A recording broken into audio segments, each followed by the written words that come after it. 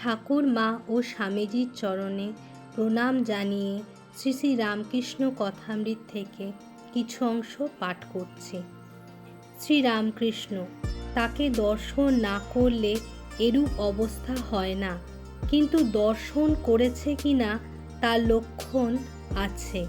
কখনো সে উন্মাদবৎ হাসে, কাঁদে, নাচে, গায়, কখনো বা বালকবৎ 5 বৎসরের বালকের অবস্থা।